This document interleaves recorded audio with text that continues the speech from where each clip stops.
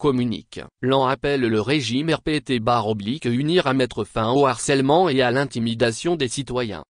L'Alliance nationale pour le changement, note avec peine et réprobation, que le régime RPT-unir décadent poursuit obstinément et avec une recrudescence outrageante, ces pratiques obsolètes d'intimidation, de harcèlement et de violence à l'encontre des citoyens togolais désormais privés de leurs droits fondamentaux.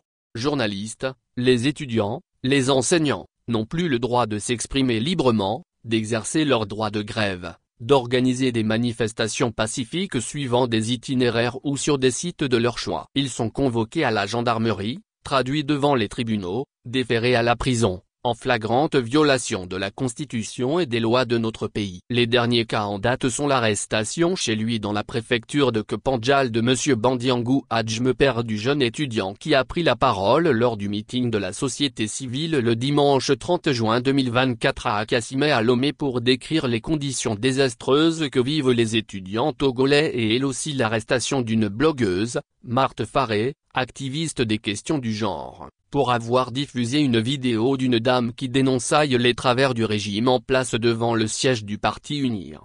L'en profondément attaché au principe de la liberté d'opinion et au droit de chaque Togolaise et de chaque Togolais de donner son avis sur la gestion de notre pays, demande instamment au gouvernement de faire cesser ces méthodes rétrogrades d'intimidation et de harcèlement en libérant le père du jeune étudiant et en mettant fin aux poursuites judiciaires sans fondement contre dame Marthe Faré libérée sous caution en attendant le délibéré de son jugement à un notif renvoyé au 15 juillet 2024.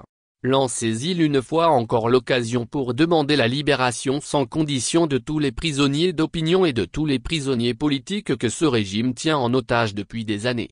Par évidence, les agissements fébriles du régime ne font que traduire la décadence avancée de tout le système RPT-unir. Voilà pourquoi les populations militantes doivent se mobiliser comme jamais, pour arracher définitivement notre pays des griffes de la dictature. Fait à Lomé le 12 juillet 2024 pour le Bureau national, le président signe Jean-Pierre Fabre.